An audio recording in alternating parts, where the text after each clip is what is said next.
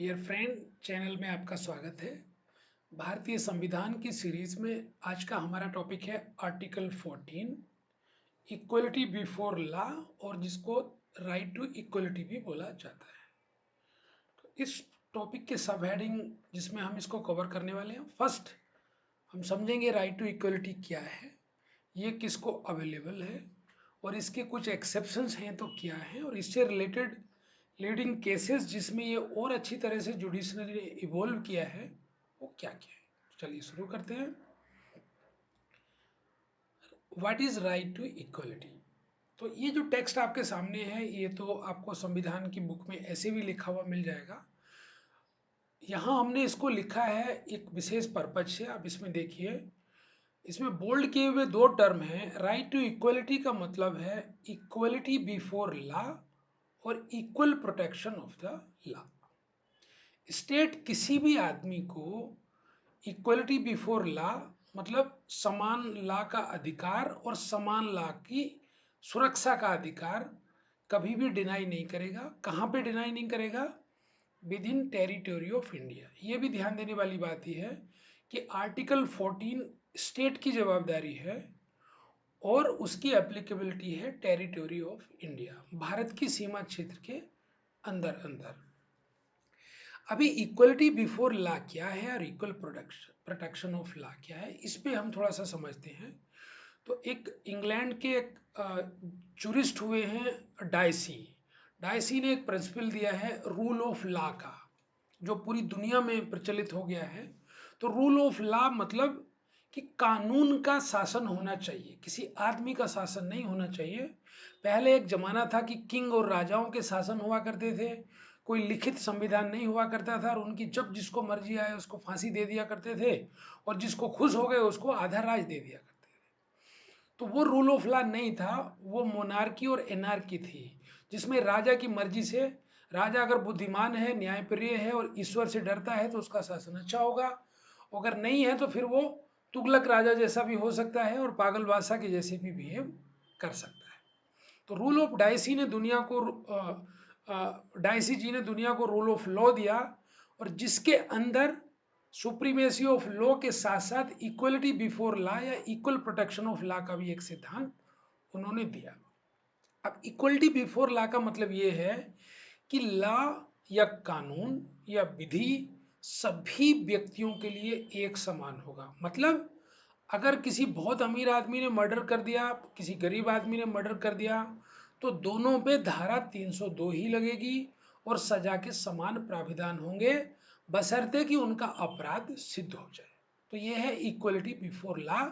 मतलब राजा और रंक में कानून कोई भी डिफ्रेंसिएशन नहीं करेगा, कोई भी पक्षपात नहीं करेगा। अब इक्वल प्रोटेक्शन ऑफ लॉ क्या है? इक्वल प्रोटेक्शन ऑफ लॉ है कि लॉ सभी पर्सन को, सभी व्यक्तियों को समान रूप से सुरक्षा प्रदान करेगा। समान रूप से सुरक्षा प्रदान करेगा मतलब जैसे police law and order maintain करने के लिए देश के अंदर है, तो वो गरीब और अमीर सभी को समान रूप से प्रोटेक्शन देगी। अगर किसी के भी राइट वायलेट होते हैं तो वो उस पर कार्रवाई भी समान रूप से करेगी। ऐसा provision article 14 right to equality के अंदर इन दोनों सब हेडिंग के अंदर किया गया। तो आप देखते हैं कि राइट टू इक्वलिटी एक बहुत ब्रॉड राइट है, और इस अम्ब्रेला राइट के अंदर फिर पर्सन्स को या सिटीजन को और बहुत सारे राइट मिलते हैं। अब दूसरी एक बहुत इंपॉर्टेंट चीज यहाँ पे है कि राइट टू इक्वलिटी भारतीय संविधान के हिसाब से किसको अवेलेबल है। तो यहाँ यह ध्यान देने की बात है, संविधान में कुछ राइट्स सभी को अवेलेबल है, चाहे वो सिटीजन हो या नॉन सिटीजन हो। इसी तरह से राइट टू इक्वलिटी भी सभी को अवेलेबल है, चाहे वो विदेशी हैं, चाहे वो कोई भी है, चाहे वो इंडियन सिटीजन है, ये सबको अवेलेबल होगा, both citizen and non citizen. अब आप सोच रहे होंगे जब राइट टू इक्वलिटी मिल गया तो फिर ये रिजर्वेशन, माइनॉरिटी, एससी एसटी ये सब कहाँ से आ गए? अब हम उस टॉपिक पे चलते हैं कि राइट टू इक्वलिटी के कुछ एक्सेप्शंस भी हैं क्या। तो उसके एक्सेप्शंस की एक डॉक्ट्राइन या उसका एक सिद्धांत है जिसको कहा जाता है doctrine of reasonable classification. R K Dalmia versus J Tendulkar AIR 1958 के केस में सुप्रीम कोर्ट ने यह क्लैरिफाई किया था कि राइट टू इक्वलिटी के एक्सेप्शंस कहाँ और कब हो सकते हैं। तो अगर सरकार को राइट टू इक्वलिटी के अगेंस्ट में कोई एक्सेप्शंस लेना है तो उसके लिए दो कंडीशन मिनिमम मेंशन करनी पड़ेंगी, सेटिस्फाई करनी पड़ेंगी। वो आपके सामने बॉटम पे स्क्रीन पे है। पहली है इंटेलिजिबल डिफरेंशिया और दूसरी है रेशनल नेक्सस। अभी ये टर्म थोड़े से आपको अजीब लग सकते हैं, इसको बहुत सिंपल तरीके से हम समझते हैं। देखो, इसका मतलब ये है equal should be treated equally. जो समान लोग हैं उन पे समान बर्ताव होना चाहिए और जो अनइक्वल हैं उनके साथ इक्वल ट्रीटमेंट नहीं करना चाहिए। फॉर एग्जाम्पल, अगर हमने एक रेस रखी है 100 मीटर की और उसमें दौड़ने के लिए कैंडिडेट बुलाए हैं, अब उसमें हम मैन और वोमेन आदमी औरतों को एक साथ उसमें दौड़वाएं तो ज़्यादा चांसेस हैं कि उसमें लेडीज़ कभी भी अवार्ड विन नहीं कर सकती। या उसमें हम अपाहिजों को भी रखें कि भाई अपाहिज हम कोई पक्षपात नहीं करेंगे, तो उसमें हेल्दी लोग ही हमेशा दौड़ में फर्स्ट आएंगे। तो ऐसा जहाँ पे भी मामला है, कोई रिजनेबल कैटेगरी बन सकती है किसी भी क्लास की, तो उसको हम एक्सेप्शंस ले सकते हैं राइट टू इक्वलिटी में। तो आपने देखा होगा क्रिकेट टीम मेल की अलग होती है, फीमेल की अलग होती है। सारे स्पोर्ट्स वुमेन के लिए अलग होते हैं, मैन के लिए अलग होते हैं। तो वो यहाँ पे एक्सेप्शंस है राइट टू इक्वलिटी के लिए। तो जिस तरह से राइट टू इक्वलिटी में एक्सेप्शन लिया जाता है उसका एक बेसिस होना चाहिए और उस बेसिस का नाम है इंटेलिजिबल डिफरेंशिया। इसको एक बहुत प्रैक्टिकल एग्जांपल से समझते हैं। आप देखिए, भारतीय समाज के अंदर अनुसूचित और जनजाति, अनुसूचित जाति और जनजाति के लोग को समाज में निम्न दर्जा मिला हुआ है विशेष कारणों की वजह से। उन सब कारणों की चर्चा हम नहीं करते हैं। विशेष दर्जा वो मतलब लोअर स्टैंडर्ड है उनका, और लोअर स्टैंडर्ड की वजह से वो समाज में दीनहीन अवस्था में हैं। मतलब मैं ब्रॉडली बोल रहा हूँ, आप स्पेसिफिक मत लेना। उनकी फाइनेंशियल स्टेटस दूसरे वर्गों से कम है और उनका लिविंग स्टैंडर्ड भी दूसरे वर्गों से कम है। ब्रॉडली अगर हम देखें तो ये हो गया रेशनल नेक्सस। तो एक तो वो क्लास अलग होनी चाहिए और अलग होने का उनकी कंडीशन से कोई रिलेशनशिप होना चाहिए, कोई रेशनल नेक्सस होना चाहिए। तो इसको मैं समराइज करूं तो आप ऐसे समझ सकते हैं कि समाज के अंदर बहुत लंबे समय तक एक विशेष वर्ग, जैसे आदिवासी और पिछड़ी जाति के लोग हैं, अनुसूचित जाति और जनजाति के लोग हैं, वो समाज की धारा से कटे हुए थे और कटने की वजह से उनका समुचित विकास नहीं हो पाया। तो समाज से कटे हुए थे का मतलब इंटेलिजिबल डिफरेंसिया, उनमें डिफरेंस किया जाता था और उस डिफरेंस करने की वजह से वो दीनहीन अवस्था में है, उनका विकास नहीं हुआ, तो ये उससे रिलेटेड रेशनल नेक्सस हो गया। तो अब उनके लिए अगर सरकार कोई अलग से कानून बना के उनको प्रेफरेंस देना चाहे तो वो दे सकती है। इस तरह से वो राइट टू इक्वलिटी का एक्सेप्शन हो जाएगा, डॉक्ट्राइन ऑफ रीजनेबल क्लासिफिकेशन में वो एक्सेप्टेबल हो जाएगा। तो मुझे उम्मीद है इसका एक्सेप्शंस आपको समझ में आया होगा। अभी इसमें और ज़्यादा क्लैरिटी सुप्रीम कोर्ट ने वेरियस केसेस में ओवर द टाइम दी है। आपके सामने 10 ही केस हैं, इसमें बहुत सारे केस आपको मिल जाएंगे और इन केस को हम बहुत शॉर्ट में डिस्कस करेंगे। अगर आपको इसमें से 4-5 केस भी समझ में आ जाते हैं उनके बेसिक, तो इस कंसेप्ट को आप पूरी तरह से समझ सकते हैं और एग्जाम में भी एक बड़ा क्वेश्चन 20 मार्क का है तो आप सिर्फ इसी के बेसिस पे लिख सकते हैं। तो क्विकली देखते हैं इन केस ला में क्या क्या कवर किया। पहला केस मगनलाल छगनलाल बनाम municipal corporation of greater Mumbai AIR 1974 का है।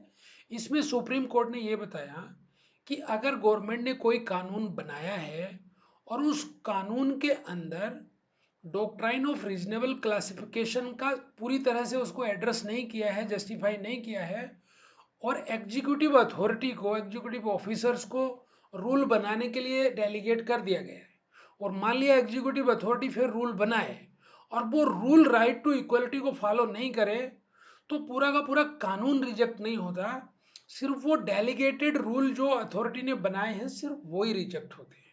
तो इसके अंदर ये बताया गया।